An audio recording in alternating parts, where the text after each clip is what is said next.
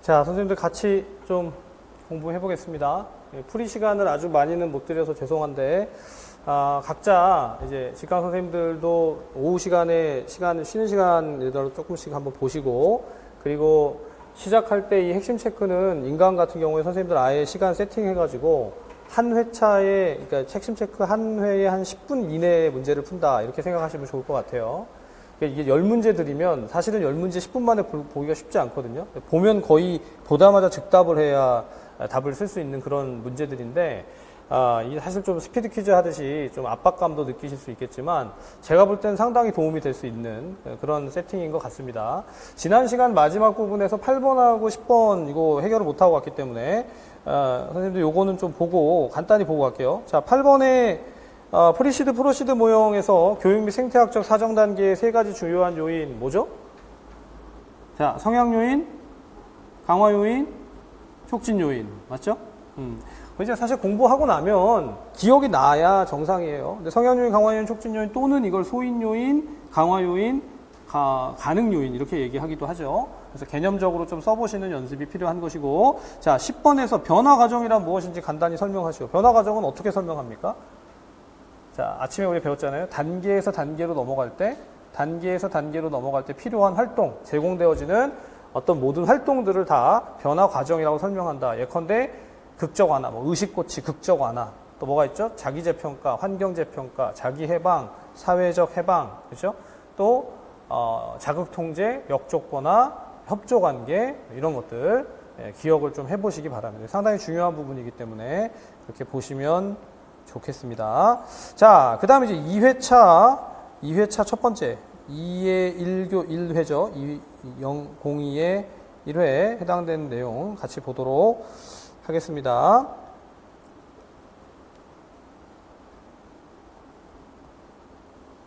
자, 첫 번째. 학습자의 보건교육 요구는 4가지 준비 정도로 설명이 되는데, 이 4가지 준비 정도에 해당되는 게 뭐죠? 피크죠, 피크. 피크에 해당되는 건 신체적 준비 정도, 그 다음 정서적 준비 정도, 또 경험적 준비 정도, 그 다음 뭐예요? 지식적 준비 정도. 네. 그래서 선생님이 이게 암기를 할 때 신적, 경지 뭐 이렇게 외워도 좋습니다. 네. 자, 다음 두 번째. 보건교육이 필요한 것은 개인, 집단, 지역사회마다 서로 다른 땡땡을 가지고 있으므로 이를 통해서 자신의 건강관리 능력을 갖추기 위함이다. 이게 뭐죠? 보건의료 요구라고 쓰시면 되겠죠. 보건의료 요구를 가지고 있기 때문에. 사실 이거는 딱 요 단어를 기억하기가 쉽지는 않을 수 있어요. 강의를 들으셨으면, 보건교육은 보건의료 요구에 근거해가지고 어떤, 중재가 필요한 것이다. 그래서 우리가 이 인지적인, 그리고 뭐죠? 정의적인, 또 심동적인 그런 측면에 있어서의 변화들. 블룸이 얘기한 거지만 그런 이제 변화를 가져오기 위한 접근이다라고 볼 수 있겠습니다. 자, 그래서 바로 밑에 이제 블룸이 나오잖아요. 블룸의 인지적인 영역의 학습 목표는 뭐가 있어요? 지식, 이해, 적용, 분석, 그리고 합성, 평가. 네. 사실 그날 수업 듣고 바로 이렇게 시험 치면 선생님들 잘 기억 안 날 수 있습니다. 하지만 제가 지난 시간에도 말씀드렸지만 그게 이제 학습해보는 데 있어서 이 포인트를 내가 좀 기억을 해야 되겠구나. 이렇게 생각하시면 좋겠어요. 자, 그 다음 네 번째. 배심토의의 장점은, 이건 한번 생각해 봅시다. 배심토의의 장점은 뭐죠? 배심토의 또는 패널토의. 자, 제가 아까 설명드릴 때 배심토의나 패널토의는 전문가들은 아니지만 청중이 찬반 간에 서로 디스커션 하는 것을 보면서 배울 수가 있다. 그러니까 청중이 전문가와 함께 토의하면서 문제 해결 방안을 제시한다. 특별히 상반된 견해를 가지고 있는 경우에 거기서 청중들이 배울 수 있다. 다만 그러나 청중이 기존 지식이 없을 때는 어떻죠? 이해가 안 된다. 이런 거 이제 사실 문제에서 출제가 되면 장점이나 단점을 구분해서 쓰시기가 만만치 않은 문제예요. 맞죠? 네, 이건 좀 생각을 해보시는 게 좋겠습니다. 자, 한편 다섯 번째 빈칸에 들어가는 게 뭘까요? 땡땡은 대상자들이 실제 상황 중에 한 인물로 등장해서 연극을 하면서 건강 문제나 어떤 상황을 분석하고 해결 방안을 모색하고 이를 통해서 교육 목표에 흥미있게 도달하는 교육 방법이다. 자, 빈칸에 들어가는 건 역할극. 예, 자신 있게 하시면 됩니다. 자, 그 다음 6번째, 보건교육 수행의 단계는 뭐라고 그랬죠? 오늘 여러 차례 봤었는데 도입, 전개, 정리의 단계로 구분된다. 맞죠? 자, 그 다음 7번은 선생님들 바로 맞추실 수 있겠어요? 한 번 들은 거 가지고 맞추기가 쉽지 않지만 하이니의 어슈어 모형에서 이게 어슈어 모형이 무슨 모형이었죠? 예, 교육 매체를 설정하는, 교육 매체를 결정할 때 사용되어지는 모형이 어슈어 모형이었는데, 자, 혹시 이렇게 보시다가 잘 정리가 안 되면 이거 한 번에 다 못 써도 돼요. 예, 교재 찾아보시고 복습하십니다. 그렇죠? 예, 그렇게 정리하면 되는데, 일단 어슈어 모형의 A에 해당되는 건 뭐라고요? Analyze Learner. 그래서 대상자들, 학습자를 분석한다. 학습자 분석. 요건 기억을 또 해두시면 좋겠습니다. 예, 하이니의 어슈어 모형은 상당히 중요하기 때문에 좀 알아두시면 좋겠고. 자, 그 다음에 8번. 보건교육 평가 중에서 교육이 진행되는 동안 교육 내용, 교육 방법, 교육 효과를 향상시키기 위해서 무엇을 조정하거나 추가하는 것이 필요한지를 확인하는 방법은 땡땡 평가이다. 무슨 평가일까요? 형성 평가가 되겠죠. 자, 선생님들 가장 먼저 교육 시작되기 전에 평가하는 건 뭐죠? 진단 평가. 지금 우리가 하고 있는 건 무슨 평가? 형성 평가. 예. 이게 다 강의 끝나고 나서 만약 지역사회 간호 6회차 강의 끝나고 자, 선생님들이 이제까지 공부했던 거 한번 평가해 보시죠. 이건 뭐죠? 총괄 평가가 되겠죠. 예. 요거는 이제 형성 평가입니다. 형성 평가. 진단, 형성, 총괄 평가. 잘 알아두시고요. 자, 9번. 평가의 오류 중 피평정자의 긍정적 인상에 근거해서 특정 요소가 우수한 경우 다른 평가 요소도 높게 평가받는 경향을 뭐라고 하죠? 부광효과 또는 할로우 이펙트라고 했습니다. 자, 이렇게 막상 공부하고 나서 제가 강조했던 걸 문제로 드린단 말이에요, 일부러. 왜 그러는 걸까요? 네, 중요하니까. 그리고 선생님들 이제 강화하는 거죠, 강화. 할 수 있네. 공부하면 바로 맞출 수 있다. 이런 거죠. 자, 10번. 프로그램이 계획한 대로 진행되었는지 사정해서 프로그램을 관리하는 데 필요한 기초 정보와 평가의 영향 또는 성과적 결과가 해석하는 기초를 마련하는 평가는 무엇이다? 뭘까요? 과정평가가 되겠죠. 과정평가. 결과입니다. 결과를 해석하는 기초를 마련하는 평가는 과정평가가 된다. 자, 과정평가 말고 또 뭐가 있죠? 영향평가, 결과 내지는 성과평가가 있다. 막 너무 어렵진 않으시잖아요. 그렇죠? 근데 이제 막상 짧은 시간 안에 쓰려면 아주 쉬운 문제들도 난이도가 좀 있게 느껴지실 수 있어요. 네, 그런 것들은 연습을 좀 같이 해보시면 좋겠습니다. 자, 2회의 2번. 영역별 핵심 체크 2회의 2. 아마 선생님들 시간이 많진 않으셨겠지만, 그래도 풀어보셨을 것이라고 생각하고요. 같이 또 정리를 좀 해보도록 하겠습니다. 자, 우선 첫 번째. 국가보건의료 체계의 구성요소 5가지. 뭐죠? 저랑 같이 외워보시죠. 첫 번째. 보건의료 자원의 개발. 그 다음, 자원의 조직적인 배치. 그 다음, 보건의료 서비스의 제공. 그 다음, 경제적인 지원. 그 다음, 관리. 잘 맞추셨어요. 자, 두 번째. 우리나라는 공공보건의료의 영역이 땡땡하다. 뭘까요? 부족 내지는 취약하다. 그리고 의료기관별 인력의 지역 간 땡땡이 특징적이다. 뭘까요?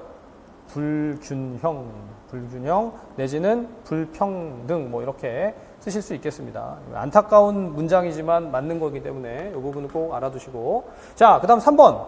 보건의료 서비스의 재원 조달 방식 중에서 2가지 방식. 재원 조달 방식의 2가지 방식. 제가 오늘 계속 강조했잖아요. 뭔가요?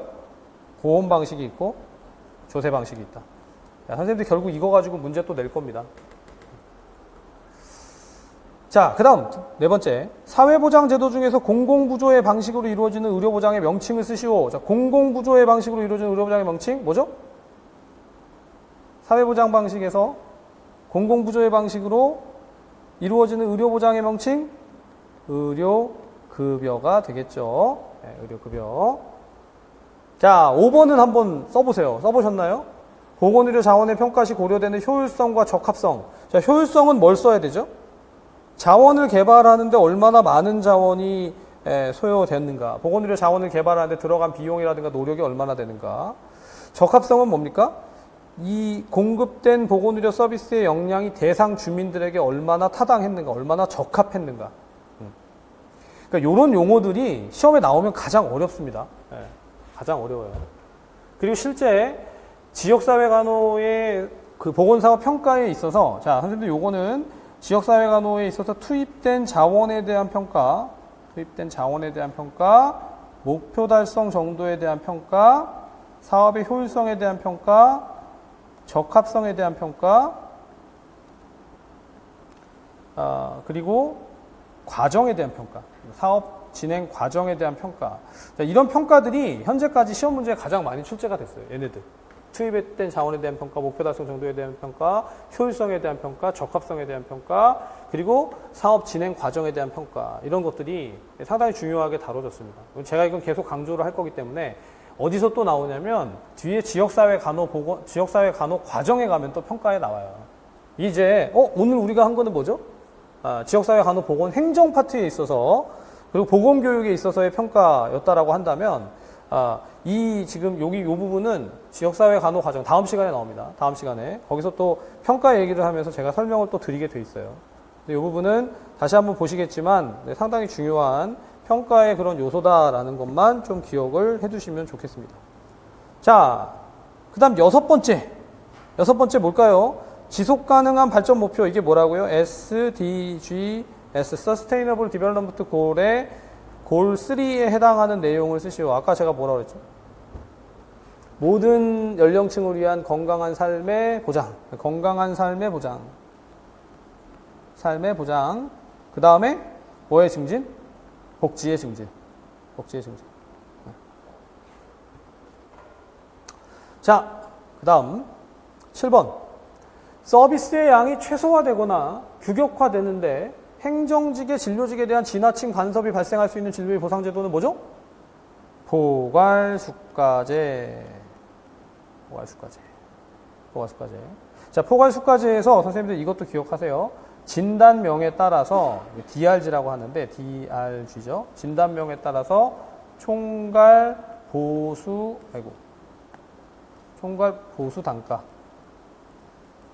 단가가 설정된다. 총괄 보수 단가. 이거 좀 놓치기가 쉬운 거라. 그리고 또 총괄 보수 단가가 설정된다 그러면 이걸 총괄 계약제 아니야? 이렇게 잘못 생각하시는 경우가 간혹 있어요.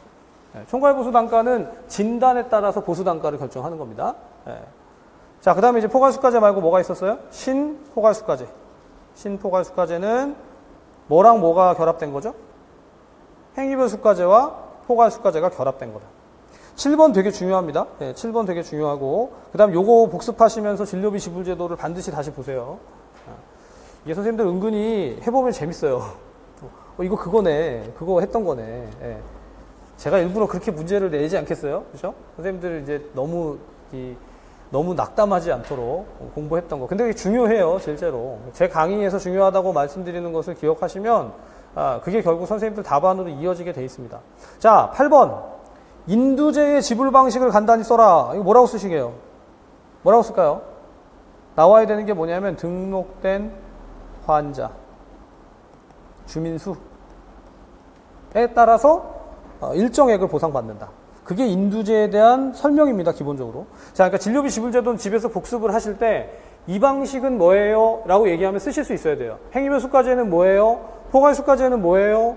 진료비 지불제도에서 인두제는 뭐예요? 또는 진료비 지불제도 봉급제는 뭐예요? 진료비 지불제도에서 일당 지불제는 뭡니까? 이렇게 얘기하면 쓰실 수 있어야 돼요. 설명을. 자, 근데 설명만 쓰는 게 아니라 뭘 써야 되냐면 장점은 뭔가요? 장점. 자, 선생님들 인두제의 장점은 뭐죠? 뭐에 더 관심을 가질 수 있다? 질병 예방. 그리고 무엇보다 국민의료비랑 관련해서의 장점은 뭐죠? 과잉진료 방지. 이 단어가 기억나시면 딱 됩니다. 아시겠죠? 7번, 8번은 제가 자꾸 강조하고 있는데, 왜 제가 강조하냐면요. 중요해서도 강조하지만 선생님들이 강의를 딱 듣고 돌아서면 나중에 답을 쓰라고 그럴 때 헷갈려 하세요. 이게 왜 내가 잘못 강의를 했나? 이런 생각이 들 정도로. 인두제나 포괄수가제나 봉급제나 행위배수가제나 이게 별로 어려운 게 아닌데 막상 이거 자 답을 문제 써보세요. 답 써보세요. 그러면 잘 안 써져요. 이런 경우가 많거든요. 그래서 제가 기본 강의 때 좀 강조를 하는 겁니다. 자, 그 다음 9번. 스왓 분석의 특성을 서술하시오. 자, 선생님 보건사업 기획에서 스왓 분석의 특성을 서술하라고 하면 뭐라고 답을 쓸까가 조금 고민이 될 수 있어요. 왜냐하면 스왓 분석의 강점, 약점, 기회, 위협이라는 건 알겠는데, 좀 지우겠습니다. 알겠는데 이걸 어떻게 써야 되지? 이런 생각이 드실 수 있거든요. 자, 뭐라고 쓰면 되냐면 스왓 분석을 통해서 하려고 하는 게 뭐냐면 강점은 살리고 약점은 보완하고 사업의 외부 기회 요인들을 살려서 그래서 사업을 진행하도록 한다. 이게 스왓 분석을 활용하는 장점이다라고 볼 수 있습니다. 특성이죠. 강점을 살리고 약점을 보완하고 기회 요인을 살릴 수 있도록 한다. 살릴 수 있도록 한다.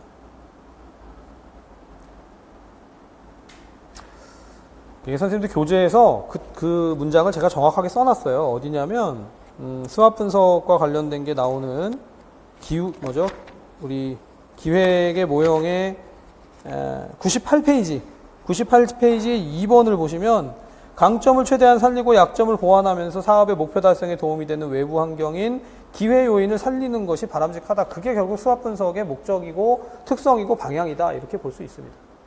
아니 그러면 위협은 왜 안 써요? 그럼 위협 요인은 축소시키겠죠? 위협 요인을 피한다. 뭐 이렇게 추가할 수 있을 텐데 결국은 목표 달성을 향해서 간다. 그렇게 보시면 되겠습니다. 자, 마지막 문제 10번. BPRS에서는 문제의 크기, 그 다음 뭐예요? 네, 심각도, 사업의 추정 효과. 자, 그래서 이걸 뭐라고 그러죠? BPRS는 A 플러스 2B 곱하기 C다. 여기에 플러스 주민의 관심도 뭐예요? 브라이언트 방식.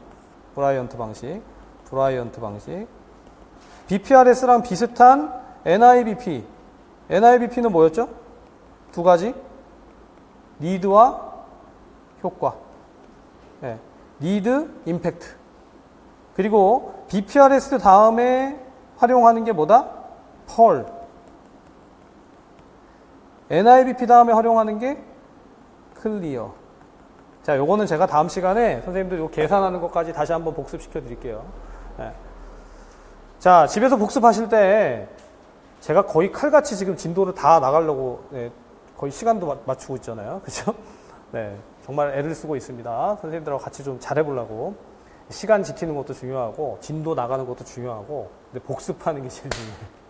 네, 집에서 맞춰서 복습하시고, 다음 시간에 제가 시작하면서 오늘 했던 것도 필요한 거 다시 딱 정리하고, 다음 시간이 되게 중요합니다, 내용이. 그래서 역학하고 또 지역사회 간호 과정이기 때문에 그 부분 같이 또 진도 나가서 선생님들 잘 공부하실 수 있도록 하겠습니다. 문제풀이 하시고 나서 문제풀이 한 거를 다시 또 좀 보시고 선생님들께서도 각자 또 문제도 내보시고 그렇게 연습하시면 좋겠고요. 자, 그리고 이제 한 가지만 1분만 얘기할게요. 기본 강의 시작하고 이제 2회차 지났습니다. 제가 보통 3회차에서 4회차 지나가기 전에 직강, 인강 선생님들 다 같이 어떻게 학습을 하면 좋은지 학습 가이드도 좀 해드려요. 그래서 줌 미팅이나 유튜브 라이브를 할 거니까 미리 공지해 드릴 테니까 시간을 내셔서 꼭 들으시고 공부하는 데 도움이 되시면 좋겠습니다. 공부는 혼자 하는 게 아니라 같이 하는 거예요. 너무 힘들어하지 마시고 힘내서 건강하게 화이팅 하시면 좋겠습니다. 자, 오늘 강의는 여기까지 하겠습니다. 수고하셨습니다. 감사합니다.